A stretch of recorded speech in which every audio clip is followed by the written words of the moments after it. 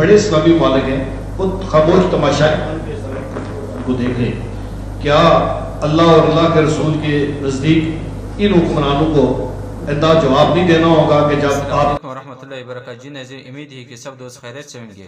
एक बंदी ने डॉक्टर जाकिर नाइक से सवाल किया कि गज़ा में जो जुल्म हो रहा है, इस्लाम के जो बड़े मुल्क है वो क्यों खामोश है? और बाकी मुमालिक जवाब नहीं दे रहे। इसके लिए देखना चाहिए कि क्या सिचुएशन है।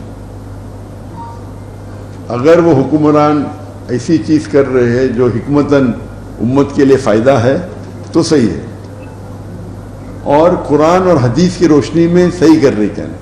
अक्सर लोग बैकसीट ड्राइविंग करते हैं। बैकसीट ड्राइविंग मतलब ड्राइविंग तो जानते हैं, बैकसीट करते, तो ये देखने पड़ेगा वो उनका मौक़िफ़ क्या है, उनकी नीयत क्या है।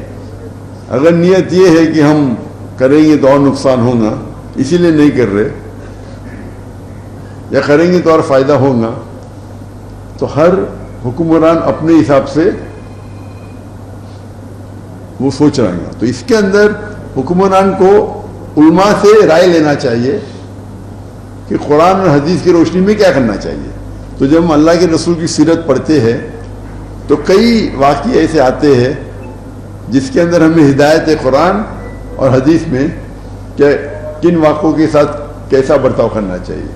तो मेरी ये राय है कि जितने हुक्मरान हैं वो उलमा के साथ बैठ के जो उनकी सोच है उनके साथ डिस्कस करना चाहिए और उलमा अपनी राय देना चाहिए, और they should be a common agenda.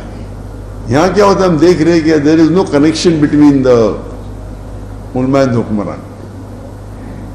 उलमा हुक्मरान अगर साथ में बैठे और एक दूसरे से डिस्कस करे और उलमा ये बताए कि आखिरत के लिए क्या बेहतर है।